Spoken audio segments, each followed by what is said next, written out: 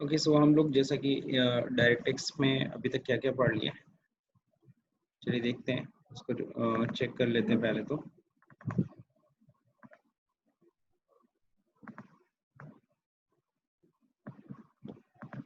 देखिए कल हम लोगों ने ये सब टॉपिक कंप्लीट कर लिया था। कल हम लोगों ने जैसे कि अभी स्टार्टिंग से एक बार बता दो, डायरेक्ट टैक्स के बारे में पढ़ा था हम लोगों ने। हिस्ट्री भी हम लोगों ने कवर कर लिया था, डायरेक्ट टैक्स इनडायरेक्ट टैक्स में क्या डिफरेंसेस है वो भी कवर कर लिया था। कल हम लोगों ने इंपॉर्टेंट डेफिनेशंस के बारे में पढ़ा था, प्रीवियस ईयर जो कि सेक्शन 3 में डिफाइन है, what is this, assessment year क्या होता है, सबको पता है प्रीवियस ईयर जिस साल हम इनकम कमाते हैं, असेसमेंट ईयर प्रीवियस ईयर का जो अगला साल होता है उसी को हम लोग असेसमेंट ईयर कहते हैं। असेसी पर्सन होता है जो टैक्स पे करता है। पर्सन कितने तरह के होते हैं, सेक्शन 2 की सबसेक्शन 31 में हम लोगों ने पढ़ रखा है। ओके, 7 तरह के पर्सन होते थे। प्रीवियस ईयर असेसमेंट ईयर पे हम लोगों ने कल ये देख लिया था, what is previous year, what is assessment year, अच्छे से स्टडी किया था। देन हु इज नॉट पे एडवांस टैक्स का भी पॉइंट हमने देख लिया था। फिर ये असाइनमेंट हम लोगों ने कल किया था। फिर एक असाइनमेंट हम लोगों ने पर्सन के ऊपर कर लिया। देन हम लोगों ने पढ़ा था क्या, हेड्स ऑफ इनकम, कितने हेड्स ऑफ इनकम होते हैं, 5 हेड्स ऑफ इनकम होते हैं। सैलरी सबसे पहला हेड होता है salary head, then house property income, then capital gain, then business and profession and then other source. तो टोटल मिला के 5 हेड्स ऑफ इनकम होते हैं। फिर हम लोगों ने sources of income, heads of income और सोर्स ऑफ इनकम में क्या डिफरेंस होता है ये मैंने पढ़ा दिया था। इसमें हम लोगों ने ये देखा था कि हेड्स ऑफ इनकम तो 5 ही बनाए। आप इनकम चाहे जैसे भी कमाओ, गवर्नमेंट ने बताया कि भाई इनकम आप जितने भी तरीके से कमाओ, बट वो इसी 5 हेड में से किसी एक में क्लासीफाई होगा। लेकिन एक हेड के अंदर बहुत सारे सोर्स ऑफ इनकम हो सकते हैं। जैसे एक बंदे का हाउस, 3 हाउस है, तीनों हाउस को उसने किराए पे उठाया है, उससे कमाई कर रहा है, तो सोर्स तो 3 है लेकिन हेड तो एक ही आएगा ना, income from house property. Then हम लोग ने इस पे भी असाइनमेंट कर लिया था इनकम्स के ऊपर। आज हम लोग को पढ़ना था जैसे कि नहीं, ये भी हम लोग ने कल ही स्टडी कर लिया था, ग्रॉस टोटल इनकम। तो ग्रॉस टोटल इनकम कैसे निकाली जाती है, मैंने कंप्यूटेशन बताया था। सबसे पहली चीज तो पांचों हेड की जो इनकम होती है उनको आप टोटल कर लीजिए। Income from salary, income from house property, income from profit and gain from business and profession, capital gain, other source. जब पांचों हेड की इनकम को हम टोटल करते हैं तो उसी को हम लोग कहते हैं ग्रॉस टोटल इनकम। और ग्रॉस टोटल इनकम में से लेस होता है डिडक्शन 80C से 80U का, हम लोग पढ़ेंगे इसको। देन उसी के बाद आता है टैक्सेबल इनकम या कहते हो टोटल इनकम। तो ये अभी तक का जितना मैंने आपको बताया ये रिकैप है, ऑलरेडी हम लोग इसको स्टडी कर चुके हैं पिछले वीडियो में। आज हम लोग को सेक्शन 4 पढ़ना है, सेक्शन 3 तक कंप्लीट हो गया था। सेक्शन 3 में आपका प्रीवियस ईयर डिफाइन किया गया था। देन सेक्शन 4 पे हम लोग आते हैं, व्हाट इज दिस सेक्शन 4।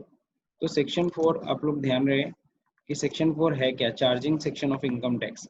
देखो इनकम टैक्स कोई इंसान तो है नहीं कि जो आपके ऊपर इनकम टैक्स चार्ज कर रहा है, चार्ज हो रहा है। इनकम टैक्स जाहिर सी बात है लॉ है, उसमें जब तक कोई चीज़ लिखी नहीं जाएगी तब तक वो इनकम टैक्स चार्ज होगा नहीं, ठीक है, सब रिटर्न है। तो सेक्शन 4 बेसिकली है क्या इनकम टैक्स का, इनकम टैक्स का सेक्शन 4 जिसको हम लोग बोलते हैं charging section, this is the charging section of income tax. अब इनकम टैक्स चार्ज करने के लिए ये सारी चीज़ें लिखी गई इनकम टैक्स के अंदर, जस्ट लाइक कि भैया इनकम कैसे कोई बंदा कमा सकता है। सबसे पहली चीज़ तो सैलरी हेड से, तो वो सैलरी से कमाएगा इनकम। देन और कहाँ से इनकम कमा सकता है वो, हाउस प्रॉपर्टी, यानी वो मकान को किराए पे उठाएगा, उससे वो इनकम कमा सकता है। Then profit and gain from business and profession बनाया गया कि भैया वो हो सकता है बिजनेस करे या फिर हो सकता है प्रोफेशनल हो। तो अगर प्रोफेशनल है तो फीस ले रहा है, जो भी डॉक्टर, वकील, इंजीनियर, तो ये सब किस में आएगा, ये profit and gain from business and profession में हम लोग क्लासीफाई करेंगे। देन कैपिटल गेन के बारे में डिस्कस किया हम लोग ने। जब कोई कैपिटल एसेट्स अपना बेचता है, जैसे अपनी जमीन बेचता है, अपनी बिल्डिंग बेचता है, अपनी ज्वेलरी व्वेलरी बेच रहा है, तो उस समय जो उसको गेन हो रहा है, शेयर डिवेंचर बॉन्ड्स बेच रहा है, तो उस समय जो उसको जो प्रॉफिट हो रहा है उसको किस में डाला गया, कैपिटल गेन में डाला गया। देन इसके अलावा जो भी इनकम इन चारों में क्लासिफाई नहीं हो पाती है उस इनकम को कहाँ पे रखा गया, अदर सोर्स में। बाकी जो भी इनकम है, ब्याज से इनकम मिल रहा है, डिविडेंड से इनकम मिल रहा है, तो ये सब किस में आएगा, ये सब अदर सोर्स में इनकम आएगी। तो इस तरीके से ये पांचों हेड की इनकम पहले इकट्ठा किया गया। पांचों हेड ये 5 तरीके से इनकम कमाएंगे। देन इसके बाद बनाया गया क्या, प्लस किया गया क्या, सेट ये क्लबिंग ऑफ इनकम। तो ये क्लबिंग ऑफ इनकम क्या होता है, ये यहीं पे जिस चार्जिंग सेक्शन में क्लबिंग ऑफ इनकम भी डिफाइन किया गया। इसमें क्या क्लबिंग ऑफ इनकम में क्या बताया गया है कि भाई देखो अगर आपकी इनकम है तो कई बार क्या होता है भाई नॉर्मली एसएससी के बारे में अगर हम लोग डिस्कस किए, पीछे हम लोग पढ़े थे एसएससी का मतलब क्या होता है, हु पे टैक्स, द पर्सन हु पे टैक्स। तो जो पर्सन होता है वो किसके इनकम पे टैक्स देता है, अपनी इनकम पे टैक्स देगा, पड़ोसी की इनकम पे तो टैक्स देगा नहीं। लेकिन there are some condition, some circumstances जहाँ पे एसएससी को अपनी इनकम के साथ साथ दूसरे की इनकम पे भी टैक्स देना पड़ता है, यानी कि उसकी इनकम में दूसरे की इनकम भी क्या होगी, क्लब होगी, यानी ऐड होगी।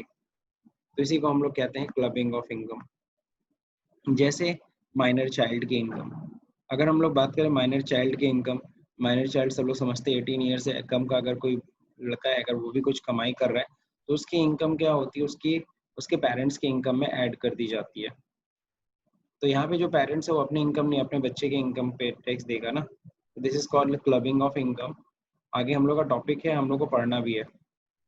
ये सारे समझ लो चैप्टर है, जैसे सैलरी हमें हेड पढ़ना है, हाउस प्रॉपर्टी पढ़ना है, profit and gain from business and profession पढ़ना है, कैपिटल गेन पढ़ना है, अदर सोर्स पढ़ना है, ये सारे के सारे हमारे एक तरह से चैप्टर्स हैं।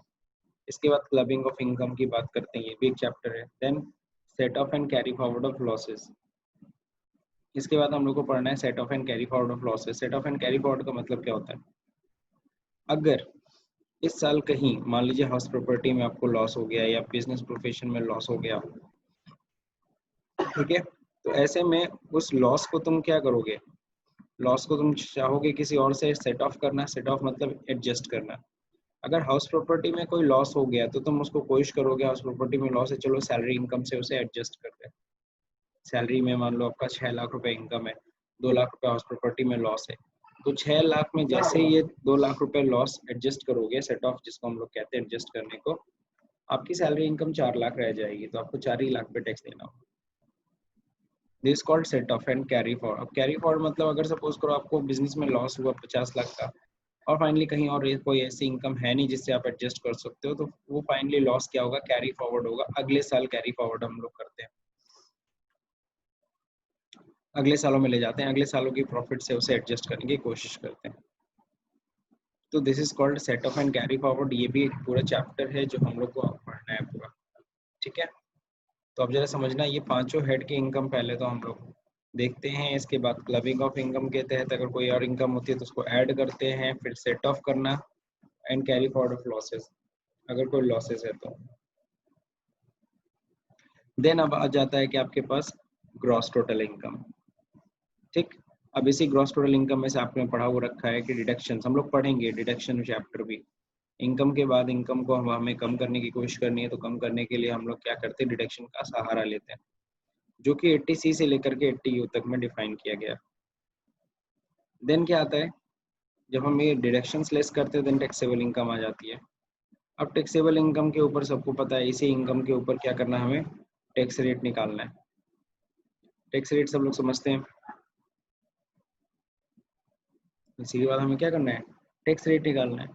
अब टैक्स रेट जो भी अप्लीकेबल होगा, टैक्स रेट लगा करके हम टैक्स का अमाउंट जान लेते हैं। अब जो हमारा टैक्स अमाउंट आता है इसमें हमें रिबेट मिलता है, रिबेट कह लो, रिलीफ कह लो। तो जो रिबेट और रिलीफ मिलता है उस टैक्स में से हम माइनस करेंगे, रिबेट रिलीफ हम लोग पढ़ेंगे अच्छे से, 87 रिबेट होता है। तो वो रिबेट लेस करने के बाद जो अमाउंट आता है उसको हम लोग टैक्स लायबिलिटी कहते हैं। अब इस टैक्स लायबिलिटी में अगर आप कुछ गलती किए हो तो उस पर आपको इंटरेस्ट और पेनल्टी भी भरनी पड़ेगी, तो उस टैक्स लायबिलिटी में इंटरेस्ट पेनल्टी ऐड होती है। फिर इसमें से माइनस क्या होती है, अगर तुमने पहले से कोई टीडीएस तुम्हारा कट चुका है, टैक्स पहले से दे चुके हो, एडवांस टैक्स तुमने जमा किया है, तो वो टैक्स आप क्या करोगे, वो आपको माइनस करना है। क्या करना है, माइनस। इंटरेस्ट पेनल्टी ऐड होगी लेकिन टीडीएस, टीसीएस और एडवांस टैक्स जो आपने जमा कर रखा है उसको आपको माइनस कर लो। अब जो बचता है वो है net tax liability.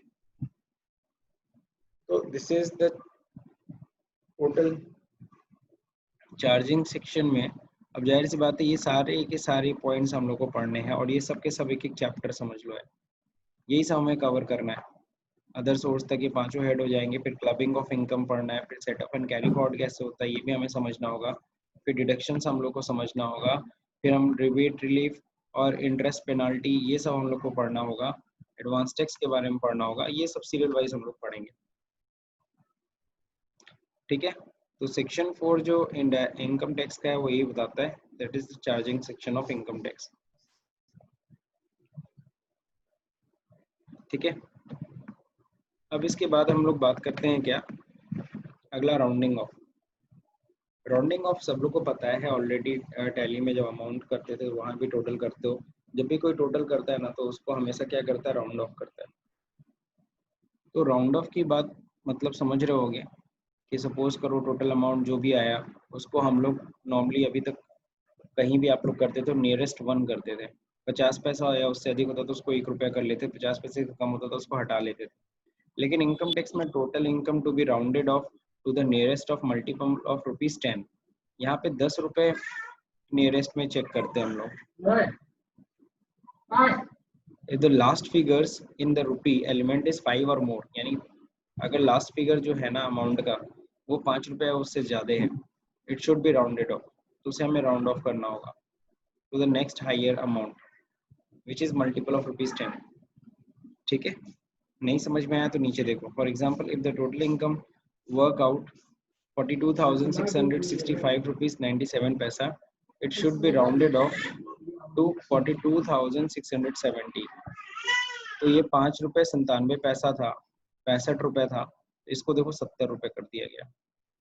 But if it is work out 42,664 rupees 97 पैसे, तब ये नहीं कि 97 को बैठ के तुम इसको 65 कर देना देन राउंड ऑफ कर देना, ना ना।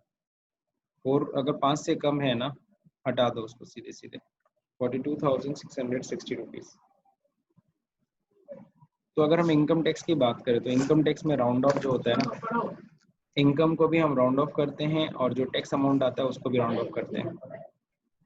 अगर आपको नहीं समझ में आया तो ध्यान से देखिए। जो ये जो टैक्सेबल इनकम आती है ना, ये टैक्सेबल इनकम, ये भी हमें राउंड ऑफ करना होता है, ये भी राउंड ऑफ करते हैं हम लोग। और जो टैक्स रेट हम लगाते हैं, ठीक है ना, रिबेट उबेट करने के बाद, रिलीफ लिफ करने के बाद, इंटरेस्ट पेनल्टी चार्ज ये सब करने के बाद जो नेट टैक्स लायबिलिटी आती है, इसको भी हमें क्या करना होता है, राउंड ऑफ करना होता है। यानी राउंड ऑफ दोनों की चीज़ों की बात हो रही है, टैक्स लायबिलिटी भी राउंड ऑफ की जाती है और टोटल इनकम भी राउंड ऑफ की जाती है। ठीक ना,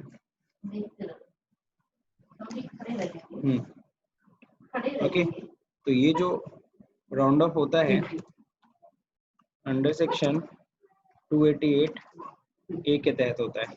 इनकम को जब राउंड ऑफ करते हैं तो इसके लिए अंडर सेक्शन 288 ए है, और जब हम टैक्स लायबिलिटी को राउंड ऑफ करते हैं तो इसका अंडर सेक्शन 288 बी है। मैं सेक्शन ऐसे ही लिखवा दे रहा हूँ, कोई ज़रूरी नहीं है सेक्शन को ध्यान दो, बट आपको ये पता होना चाहिए कि दोनों का सेक्शन आप देख रहे हो सीरियल वाइज है, 288(1) ए है, 288 बी है।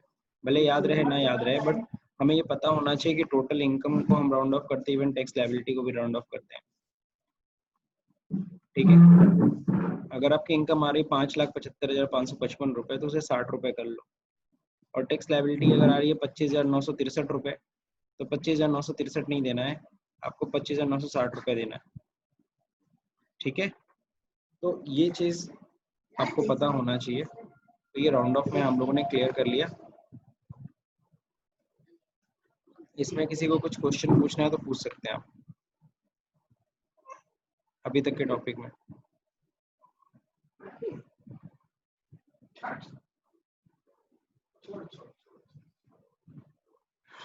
ठीक है, चलिए। तो section 4 charging section of income tax था जो हम लोग ने पढ़ा। ठीक है, अब हम लोग को देखना है क्या, सेक्शन 5। नोट से सेक्शन 5, तो सेक्शन 5 देखिए क्या कहता है, scope of total income. What is scope of total income? Scope of total income को हम लोग को समझना होगा कि इनकम आखिर में जनरेट कैसे किया, कहाँ से कमाया इनकम। ठीक, अगर इसके पॉइंट ऑफ व्यू से अगर स्कोप ऑफ इनकम है, ये सेक्शन 5 में डिफाइन किया गया कि आखिर में इनकम जो कमाया गया, स्कोप मतलब क्या होता है, दायरा। अब आपने ये इनकम कहाँ कमाई, इंडिया में कमाई, फॉरेन में कमाई, कहाँ कमाई। जैसे अगर हम लोग एक छोटा सा ऐसे ही डिस्कस करें तो देखो हो क्या सकता है, एक हो सकता है क्या इंडिया, है ना, हो सकता है क्या आउटसाइड इंडिया, है ना। तो क्या हो सकता है, इनकम तुमने अर्न किया कहाँ, इंडिया में, और रिसीव कहाँ हुआ, एंड रिसीव भी कहाँ हो सकता है, रिसीव भी आपने इंडिया में ही किया हो, ऐसा भी हो सकता है। या फिर क्या हो सकता है, इंडिया में तुमने अर्न किया, रिसीव्ड कहाँ हुआ, आउटसाइड ऑफ इंडिया। या हो सकता है तुमने कमाया कहाँ हो, आउटसाइड ऑफ इंडिया, लेकिन रिसीव कहाँ हुआ हो, इंडिया में, ठीक है। या हो सकता है क्या तुमने कमाया कहाँ हो, आउटसाइड ऑफ इंडिया, और तो कुछ हो नहीं सकता है। तो बेसिकली तुमने कमाया कहाँ, कमाया इंडिया में, रिसीव हुआ आउटसाइड ऑफ इंडिया, कमाया कमाया आउटसाइड ऑफ इंडिया, रिसीव कहाँ हुआ, इंडिया में, या कमाया और रिसीव दोनों ही इंडिया में हुआ। तो ये चीज ध्यान रखिएगा। तो स्कोप ऑफ इनकम का क्लियर होना बहुत जरूरी है कि एग्जैक्टली इनकम वो कमाई कहाँ गई है। इससे पहले भी जैसे हम लोग बात कर रहे थे, एक इंडियन था एक अमेरिकन था। अगर इंडियन हो, नॉन इंडियन हो, अगर इंडियन हो तो जाहिर सी बात है उस केस में क्या है, उस केस में क्या होगा, उस केस में हमें कौन से इनकम पे टैक्स देना होगा। तो याद होगा हम लोग पहले डिस्कस कर चुके हैं कि सिटीजनशिप के अकॉर्डिंगली हम कोई टैक्स नहीं देते हैं। सिटीजनशिप के अकॉर्डिंगली कोई टैक्सेस नहीं देते हैं। जो टैक्सेस हम लोग देते हैं वो रेसिडेंशियल स्टेटस के अकॉर्डिंगली हम टैक्स देते हैं। ओके, रेसिडेंशियल स्टेटस आपको चेक करना होगा, सिटीजनशिप नहीं ना। Nationality, income tax nationality citizenship से कोई लेना देना नहीं रखता। वो देखता है बस आपका रेसिडेंशियल स्टेटस क्या है, और रेसिडेंशियल स्टेटस के अकॉर्डिंगली ही हम लोग ये डिफाइन कर पाते हैं कि फाइनली उस बंदे ने इनकम कमाई कहाँ पे। बाकी आप लोगों ने हम लोग ने पहले से तय कर लिया, ये चीज़ पढ़ लिया था कि अगर कोई भी बंदा इंडिया में कुछ भी इनकम कमा रहा है, चाहे वो इंडिया का हो चाहे बाहर का, अमेरिकन भी है, वो 10 दिन आता है इंडिया में, भारत की सरजमीन पे, अगर वो अगर एक मतलब कोई भी इनकम अगर कमा रहा है तो उसे इंडियन गवर्नमेंट को टैक्स देना पड़ेगा। ये हम लोग ने पढ़ लिया था। अब हम लोग देखते हैं यहाँ पे कि देखो जो अगर हम इंडिविजुअल की बात कर रहे हैं तो वो होते कितने तरह के हैं। दैट मीन्स रेजिडेंट हो सकते हैं, आर मतलब होता है रेजिडेंट, ऑर्डिनरी रेजिडेंट हो, साधारण निवासी, रेजिडेंट नॉट ऑर्डिनरी रेजिडेंट हो, असाधारण निवासी, या फिर क्या हो सकता है वो NR, that means non resident. इन तीनों केसेस में क्या होगा, ये होते कैसे हैं, कैसे डिसाइड होगा कि बंदा रेजिडेंट है कि ऑर्डिनरी रेजिडेंट है कि नॉट ऑर्डिनरी रेजिडेंट है कि नॉन रेजिडेंट है, ये तो अभी हम लोग पढ़ेंगे, उसके कंडीशंस हम लोग पढ़ेंगे ये कैसे डिसाइड होता है। लेकिन अब ऐसे समझो ना, सबसे पहले हम इंडिया की बात करते हैं। अगर कोई भी बंदा है इनकम अक्रू और अराइज, यानी इनकम जो है अक्रू हो रही है, अर्न की जा रही है, अराइज हो रही है, और डीम्ड टू अक्रू और अराइज इन इंडिया, आपने घूम फिर के कमाया कहाँ पे है, इंडिया में, अर्न कहाँ किया है, इंडिया में। अब आप उसको रिसीव कहीं भी करो, फाइनली अक्रू तो किया ना, अक्रू अराइज तो इंडिया में हुआ है ना।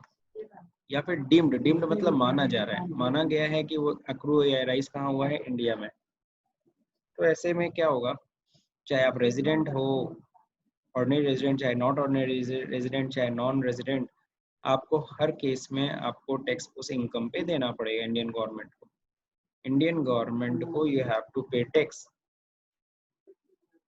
चाहे आप नॉन रेजिडेंट हो, चाहे रेजिडेंट हो, ऑर्डिनरी रेजिडेंट हो, चाहे नॉन ऑर्डिनरी रेजिडेंट हो। इसको हम लोग बोलते हैं हिंदी में साधारण निवासी, इसको असाधारण निवासी, इसको अनिवासी। तो तीनों ही केसेस में आप उस इनकम पे टैक्स दोगे जो इनकम आपने अक्रू या अराइज कहाँ की हो, इंडिया में। अब हम लोग बात करेंगे इनकम रिसीव्ड और deemed to be received in India, ठीक है। तो अगर हम लोग बात करते हैं इनकम रिसीव्ड और deemed to be received in India, यानी कि इनकम कहाँ मिला है, इनकम रिसीव्ड कहाँ हुआ है, इनकम रिसीव हुआ है या डीम्ड टू बी रिसीव, मतलब माना गया है कि वो रिसीव हुआ है कहाँ पे, इंडिया में। ठीक, तो देखिए आप इनकम भले इंडिया में नहीं कमाए, लेकिन हाँ आपने रिसीव तो किया ना इंडिया में, दूसरा केस है।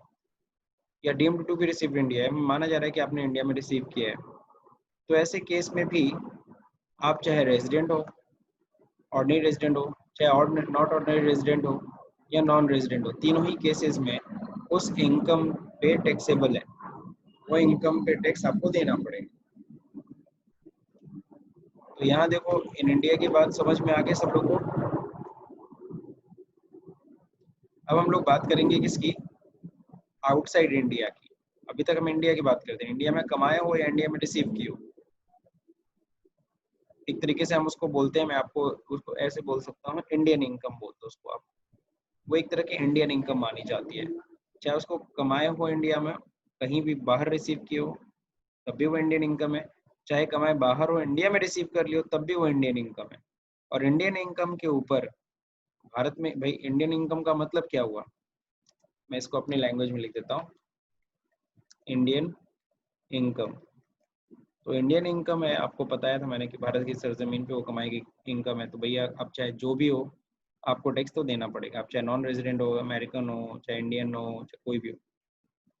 Now next, outside of India, यानी जिसको हम लोग फॉरेन इनकम भी कहते हैं और कई लोग इसको क्या कहते हैं, ग्लोबल इनकम।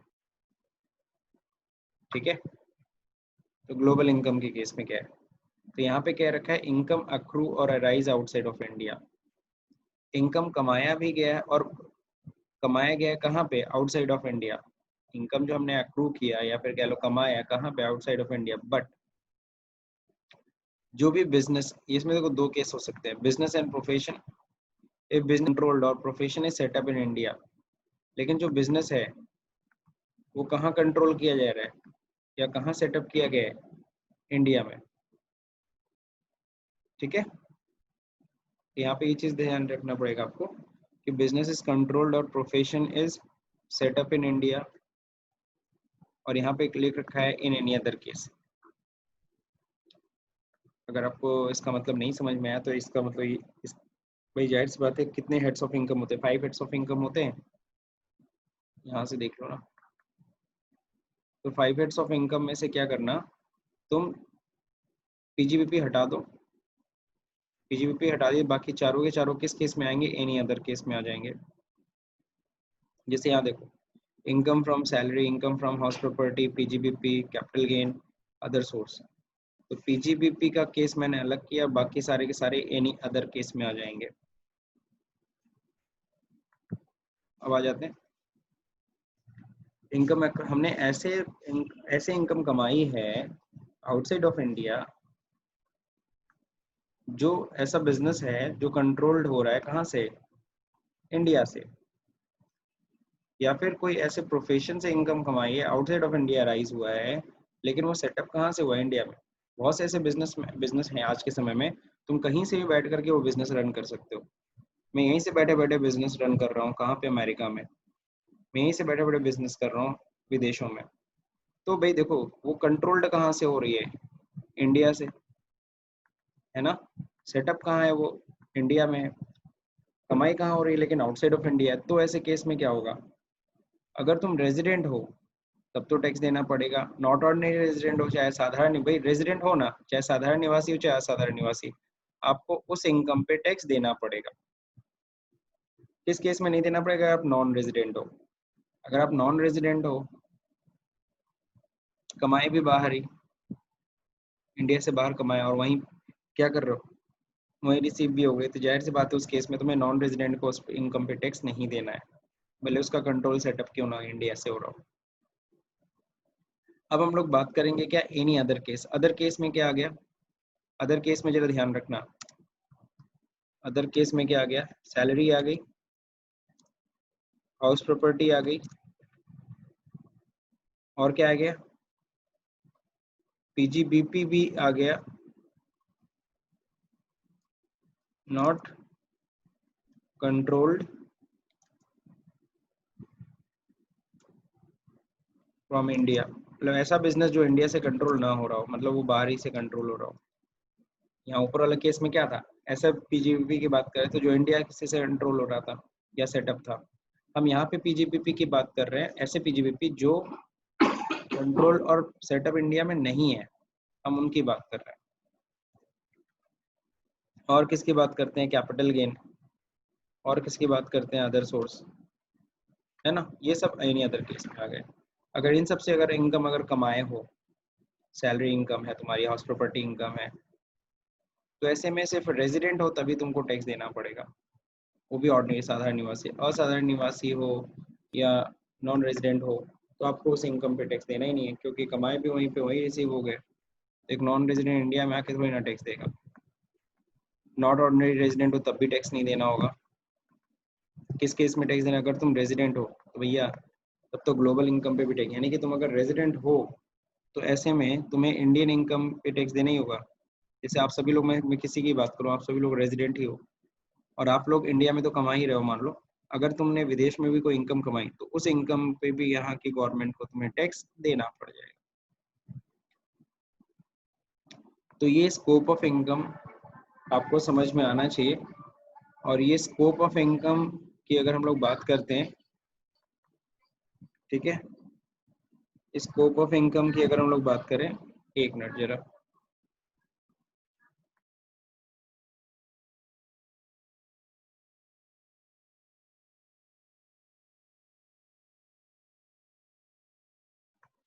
सॉरी।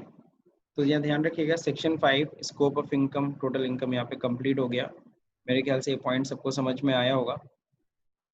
हम लोग सिंपल सी चीज़ें, पहले तो अभी हम सिंपल सा इतना समझें कि इंडियन इनकम क्या होती है और ग्लोबल इनकम क्या होती है, ठीक है।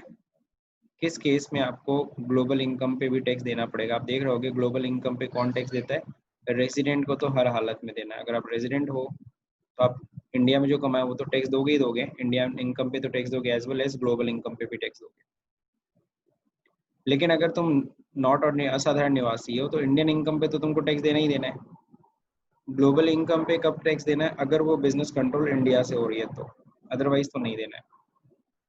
नॉन रेजिडेंट को सिर्फ और सिर्फ इंडियन इनकम पे टैक्स देना होता है, ग्लोबल इनकम पे 1 रुपया टैक्स नहीं देना है। तो तुम ऐसे भी समझ सकते हो।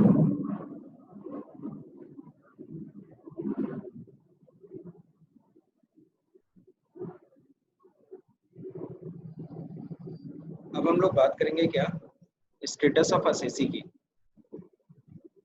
असेसी के बारे में हम लोगों ने डिस्कस किया हुआ है, तो असेसी के स्टेटस की बात कर रहे हैं हम लोग, स्टेटस ऑफ असेसी। तो देखो दो स्टेटस होता है, एक लीगल स्टेटस होता है और एक रेसिडेंशियल स्टेटस होता है, ठीक है। व्हाट इज लीगल स्टेटस, एक असेसी का लीगल स्टेटस, जो हम लोग ने पढ़े नहीं थे, पर्सन 7 तरह के होते हैं, इंडिविजुअल, एचयूएफ, ये सब हम लोग को इसको हम लोग कहते हैं लीगल स्टेटस। हम लीगल स्टेटस क्यों पता करते हैं, to determine the tax rate, tax rate determine करने के लिए, ताकि टैक्स रेट क्या हो। जैसे देखिए लीगल स्टेटस ये है, individual, partnership firm, Hindu and family, ठीक है, company, local authority, association of person, body of individual and artificial judicial person, है ना। ये जितने भी असेसी हमने पढ़े इनको हम legal status of the assessee कहते हैं। क्योंकि क्या होता है कि लीगल स्टेटस जैसे ही चेंज होगा टैक्स का रेट भी चेंज हो जाएगा। इंडिविजुअल हो तो टैक्स रेट अलग है, कंपनी हो तो टैक्स का रेट अलग है। तो लीगल स्टेटस क्या डिटरमाइन करता है, लीगल स्टेटस हमारा डिटरमाइन करता है, एसएससी का लीगल स्टेटस ये बताता है कि उसको किस रेट से टैक्स देना है। फिर एसएससी का ही हम रेसिडेंशियल स्टेटस भी पता करते हैं। अब रेसिडेंशियल स्टेटस देखो जानने का क्या मतलब है, इसलिए ताकि हम ये क्लियर कर सकें कि स्कोप ऑफ इनकम, कि बंदे ने इनकम कहाँ से कमाई और कौन से इनकम पे उसको टैक्स देना है, कौन से इनकम पे उसको इंडिया में टैक्स नहीं देना है, ये सब चीजें रेसिडेंशियल स्टेटस हम लोग इसलिए पता करते हैं, ठीक है। तो ये तो लीगल स्टेटस हो गया। अब हम लोग अगली बात करेंगे, तो रेसिडेंशियल स्टेटस। तो रेसिडेंशियल स्टेटस बेसिकली कहाँ डिफाइन किया है, सेक्शन 6 में डिफाइन किया है। सेक्शंस आप ध्यान दो या ना दो, बस मैंने मेंशन कर दिया हर जगह ताकि आपको सेक्शन क्लियर होता रहे। और याद होगा हम लोग सेक्शन स्टार्टिंग से पढ़ रहे, सेक्शन 1 2 3 4 5 6, इस समय 6 सेक्शन पे हम लोग इस समय है, सीरियल वाइज पढ़ रहे। तो रेसिडेंशियल स्टेटस की बात अगर हम करें तो residential status of an individual अगर हम बात करें तो एक इंडिविजुअल का रेसिडेंशियल स्टेटस क्या होता है? वैसे तो रेसिडेंशियल स्टेटस सभी का दो ही होता है, या तो वो रेजिडेंट होगा या तो वो नॉन रेजिडेंट होगा।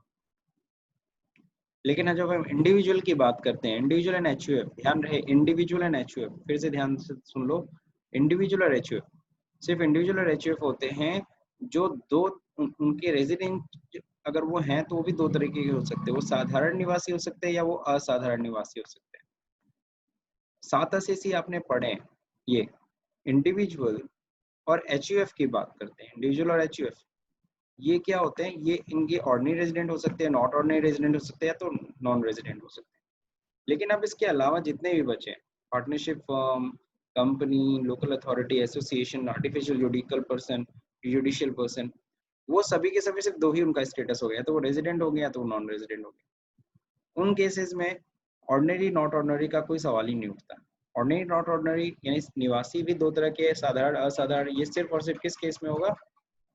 ये सिर्फ और सिर्फ होगा किस केस में? इंडिविजुअल और एचयूएफ के केस में। ठीक है, तो मेरे ख्याल से आपको टॉपिक समझ में आ गया होगा आज का। अब रेजिडेंशियल स्टेटस जो सेक्शन 6 है, इसको हम लोग कल स्टडी करेंगे।